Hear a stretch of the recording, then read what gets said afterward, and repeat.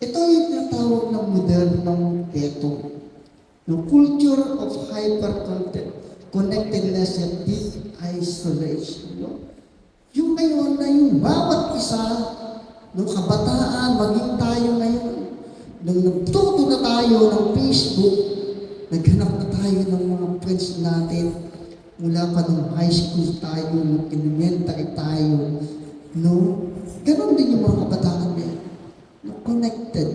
Gusto nila meron silang connection. Pero, meron naman malalim na isolation. Bakit? Tandaan po natin, yung may ketong noong mga panahon na yun, ng ating Panginoong Kristo, ina-isolate sila.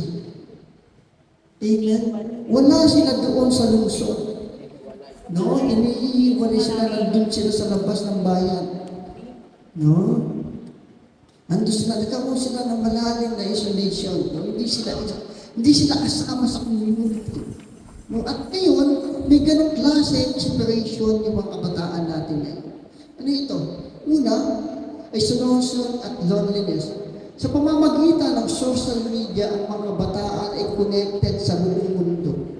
No, may mga friends sa ibang bansa pa. Ngunit sa likod ng mga screen, marami sa kanilang nakakaranas ng matinding kalungkutan, depresyon at kawalan ng tunay na kaugnayan. Kawalan ng tunay na kaugnayan. Because sa sitwasyon na lagi na tayo natutok sa cellphone, sa gaming, nawawala na rin yung atensyon. Hindi nila nakahanap yung atensyon. No? Hanggang sa tuluyan, nawawala. Kasi nasasanay ka na. Nasasanay ka na. No? Sa pagkakaniliwan, ito na yung routine. Diba? Ito na yung routine. Ganito na yung buhay na ngayon. Diba? No? Matintig siya. Tapos, yung susunod yan, cancel culture. Alam niyo yung cancel culture? Pagtakbil ng lipunan, kung ang bawat pagkakamali ng isang tao ngayon agad siya ostracize o pinalalayo sa grupo, binablock, pinupush para mapaya o sinusumpa online. May nakakalas na nito sa mga kabataan natin. No, yung sa social media, para kang binubuli, pinagtutulungan ka. No, isang grupo kayo magkakaibigan, yung mag-i-influensya doon, ang sasabihin, wag na natin, ano yan, hindi natin kasama siya, ika-cancel nila. No? Ganun yung nangyayari sa kabataan yan. Paano? Kung ikaw yung kabataan na ganun yung nangyari sa iyo, parang hindi ka na nag-i-exist. No?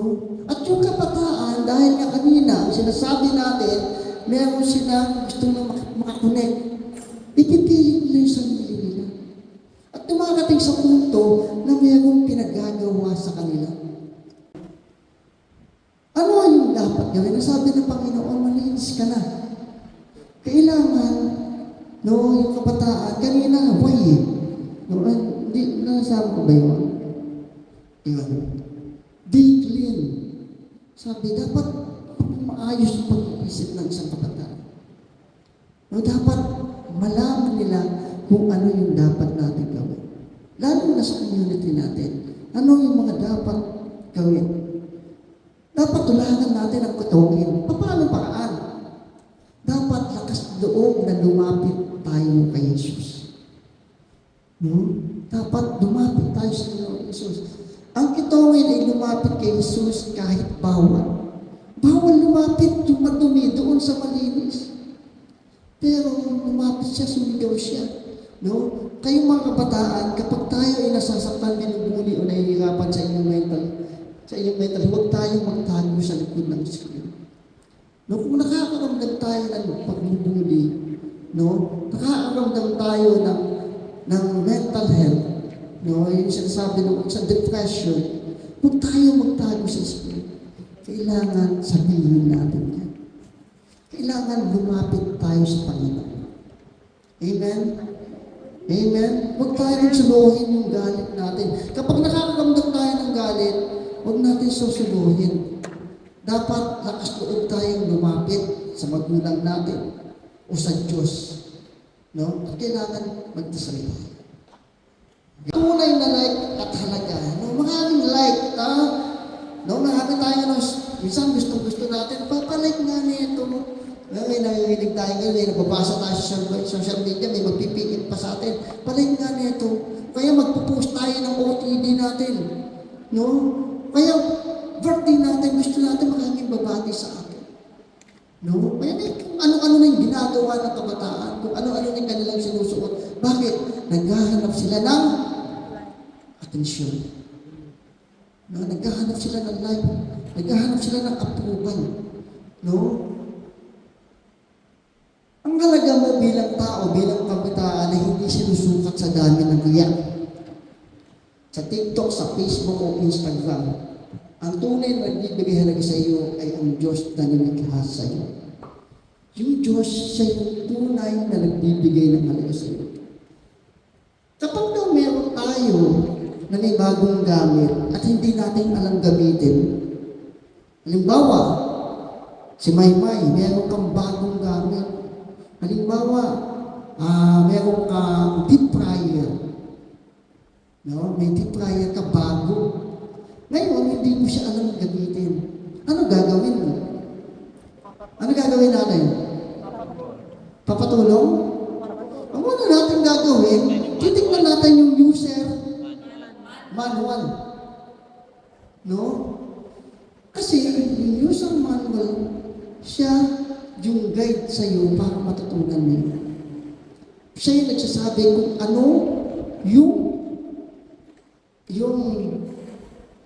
gagawin ng product na yun, kung para saan yung product na yun. At ang user manual natin, nagtuturo sa atin yun, walang iba, kundi ang Diyos. Diba? Dapat sa Diyos kita tanong, paano ba yung purpose ko? Ano ba yung dapat kong gawin? Ang makakasagot sa iyo niyan, yung lumikha sa iyo. Diba? Amen? Palakpakan po natin ang ating Panginoon. Kung nalalaman mo yung lahat ng ito, dapat huwag ka nang sumama sa ganun. No? Kung alam mo na nabubuli yung mga kaibigan, huwag ka na sumama. Kung nagka-cancel yung ibang mga, huwag ka na sumama sa kanila. Dapat, kung paano tinanggihan ni Jesus na pandirihan ng itongin, no? Paano hindi siya nandiri sa isang katongin, dapat huwag natin itakwil o asahin yung ibang tao. Huwag natin silang i-isolate. Dapat tsakapin natin sila. No? Amen? Amen! Ang mga bahagi na dapat gawin ng isang kabataan na nakakaintindi. Diba? Ano yung dapat gawin ng magulang? Dapat hawakan at makinig tayo sa kanila. Yan. Parent. No? Parang nakakulong doon sa isang parenthesis. Ay, open and close parenthesis. Yeah. That's listen. Tularan ang hipo ni Jesus. Bago pinagaling ni Jesus ang itongin, hinawakan niya muna. No? Bago niya pinagaling ang itongin na hinawakan, dapat ganun din tayo. Dapat maramdaman tayo ng ating anak. Maraming kabatao ngayon ang busog sa material na bagay o gadget, ngunit gutom sa yakap, atensyon at pagmamahal na magulang. No? Kasi nga hinahayaan na natin sila doon, basta nandiyan ka lang, okay na ako. At least nandiyan ka, hindi ka masasaktan sa labas. Hinahayaan na lang natin ang mawag ng gadget. Pero wala din tayong ginagawa sa kanila. Hindi na natin nakakausap. Diba? Hindi na natin nakatanong na kamusta ka. No? Dapat maramdaman nila. Dapat mabusog sila sa pagmamahal at yakap. Ginagawa niyo ba yun? Amen. Next, makinig ng walang pag-husga. Nakinig ni Jesus eh. Tumatawag ng may keto. Dapat tayong matutong makinig. Kapag ang anak ay nagbukas ng problema, makinig muna tayo upang maunawaan ang kanilang sugat. Minsan nagsasalita yung isang bata. Nag-open up siya. Papasukan na kagad. Hindi pwede yan. Di ba? Ayaw ko dyan, hindi ka pwede baka mapahamak ka dyan. No, ganun. Hindi pa siya bumubukas pa lang yung bibig niya, hindi na kagad pwede. Di ba? Una na makikinig ni Jesus sa hinaing ng kitungin. Nung tumawag ng kitungin, pinakinggan siya ng ating Panginoon.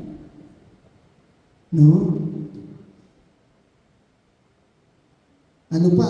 Bantayan ang digital na tahanan. Sabi ko kanina, yung kabataan ngayon, yung mga kabataan, lalo na yung mga mas bata, ang piling nila yung mundo, yung lugar na nila, nila. Kailangan titignan natin yun. Alamin kung ano ang pinanunood, nilalaro at kasangkapan ng mga anak sa internet. Ang maling komunidad online ay maaaring magtanim ng galing at maling idea sa kanilang kaisipan. So, dapat tayo ay maging mapagbantay bilang isang magulang. Amen? Ano ang sinasabi ng simbahan? Be a testimony to them. Sabi doon, ipahayag mo kung ano yung nangyari sa iyo. Diba? Ay, inutos niya. Magpatuo-tuo ka doon sa mga pake, sa mga eskweba. No? At ipahayag mo kung ano ang nangyari sa iyo. Dapat, kapag nalaman natin ang mga bagay na ito, ipahayag natin. Sa katekismo natin, 1650, ang simbahan ay ang pamilya. Ecclesia domestica. Ang pamilya ay tinatawag na simbahan pampamilya o domestic church. Sa loob ng tahanan, ang mga magulang ang dapat na maging unang tagapagturo ng pananampalataya sa kanilang mga anak sa pamamagitan ng salita at magandang halimbawa. Dapat bumuo tayo ng kultura ng pagkikita. Dapat daw bumuo tayo ng oras sa ating mga anak. Kasi ayun yung nawawala. Kung papansinin mo, lahat ng opinion natin kanina tungkol na ang problema ay sa magulang dahil yun sa kawalan natin ng panahon. Amen? Dapat mayroon tayong panahon sa ating mga anak. No, bahawasan din natin yung ano. Baka may nakikita natin yung mga anak natin naglalaro, no, nag-games, nag-TikTok, nag-social media. Tayo ganun din. Hindi rin tayo mapigilan. Diba? Napakahalaga po nung sama-sama kumakain. No? Napakahalaga. Sana magawa natin.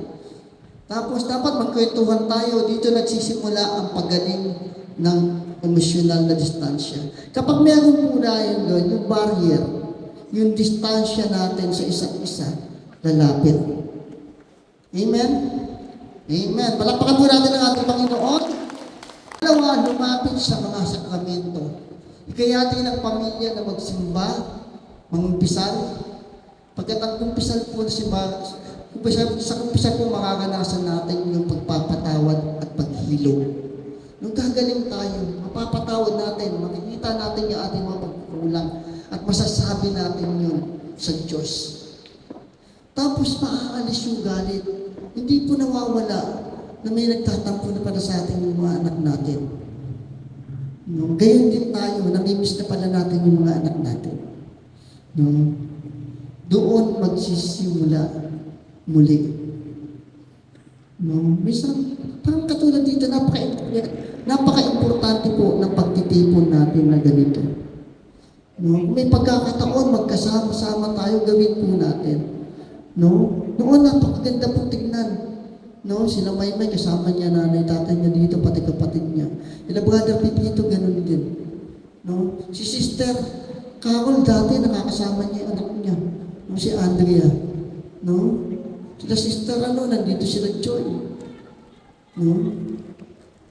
Sila kayo na, Diba? Ganun din tayo. Yung anak ko, yung asawa ko, minsan nasasama. Sana kung ganun yung nangyayari sa atin, maiiwasan natin yung mga bagay na ito. Lalo na kung sama-sama tayo nagsisimba. Tapos, maging mapagmadyan sa kapwa. No? Bawat isa sa atin may obligasyon. Bilang isang Katoliko, tayong lahat ay dapat palaganap yung pananampalataya natin.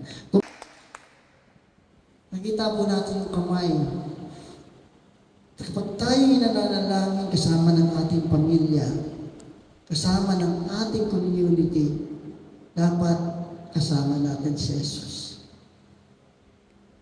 Sa mundong madaling mag-isolate, magtakwil, at mag-cancel ng tao dahil sa pagkakamali o kahinaan, si Jesus ay nananatiling lumalapit upang tayo ay hawakan, patawarin at pagalingin. Gawin natin silungan ng pagmamahal ng ating mga tahanan upang walang kabataan ang makakaramdam na sila ay nag-iisa.